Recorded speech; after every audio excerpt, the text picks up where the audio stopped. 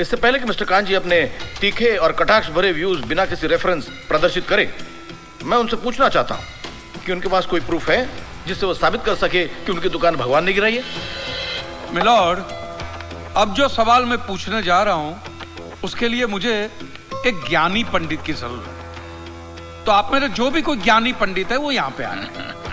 सिर्फ ज्ञानी है, ज्ञानी। हाँ, आप बैठ जाइए।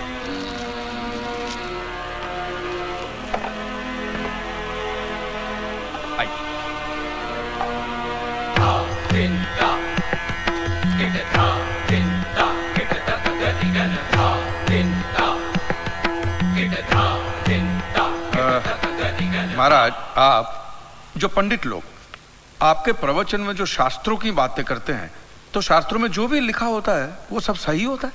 100%। ऐसा कहां लिखा है? ये तो आप कह रहे हैं। गीता में लिखा है। अच्छा, क्या लिखा है गीता में? गीता के 4थे अध्याय का 40वां श्लोक। अज्ञस्य अश्रद्धानस्य संशयात्मा विनश्यति, नायम लोकस्ति न परा न सुखम संशयात्मना। मतलब क्या? इसका अर्थ है जो अज्ञानी श्रद्धा विहीन मनुष्य शास्त्र पर संदेह या शक करता है उसका विनाश निश्चित है। उसे भूलोक या परलोक कहीं भी शांति नहीं मिलती। समझा? ये बहुत इंटरेस्टिंग आइटम है। महाराज, आपको ये गीता में या शास्त्रों में कुछ भी समझ में आता है? कि जो भी लीलाधर महाराज बोल रहे उसमें बस ऐसे समझा समझा करके हाथ हिला रहे हैं। मिलॉर्ड, वो स्कूल में छोटे छोटे बच्चे होते, उनको प्रेयर कभी पूरी याद नहीं रहती, तो बेचारे आंख बंद करके ऐसे करके होंठ हिलाते, वो होंठ हिलाते, ये हाथ हिलाते।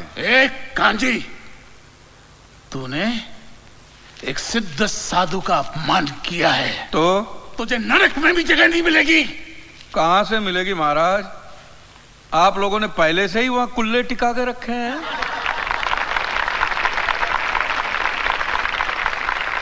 तेरा ये दुस्साहस नास्तिक!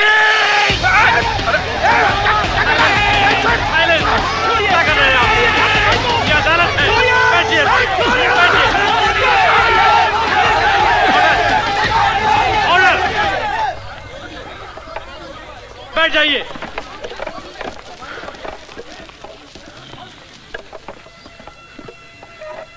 दुखेष्वनु द्विग्न मनः सुखेषु विगत स्पृह वितराग भय क्रोध स्थित धीर मुनि रुच्यते। अध्याय 2 श्लोक 56वां। अर्थात जिस मनुष्य के लिए सुख और दुख समान अवस्था है, जो भय और क्रोध से मुक्त है, जो स्थिर बुद्धि वाला है ना, वही सिद्ध पुरुष कहलाता है।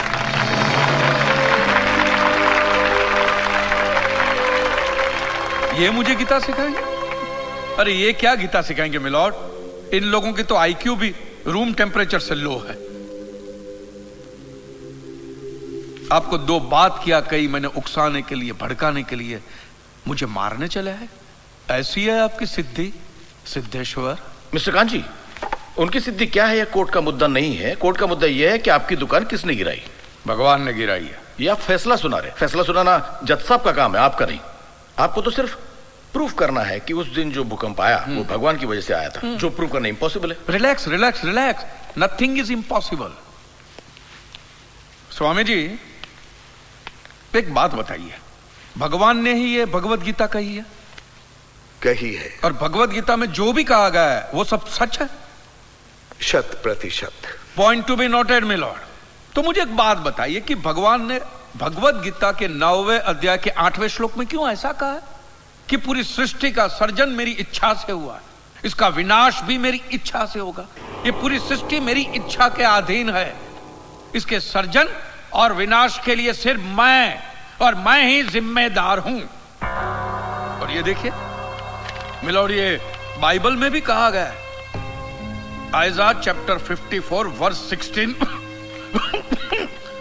See, It is I who have created the smith who blows the fire of coals and produces a weapon fit for his purpose. I have also created the ravager to destroy. अब ये देखिए, ये कुरान शरीफ में भी है। सूरह जलजला 99 आयत 1 से 8 में भी लिखा है कि जब जमीन अपनी पूरी शिद्दत के साथ हिला डाली जाएगी और जमीन अपने अंदर के सारे बोझ को निकालकर बाहर डाल देगी और इंसान कहेगा कि ये उसको क्या हो रहा है, उस दिन वो अपने ऊपर बीते हालात बयां करेगी, क्योंकि तेरे रब ने उसे ऐसा करने का आदेश दिया होगा। रब ने।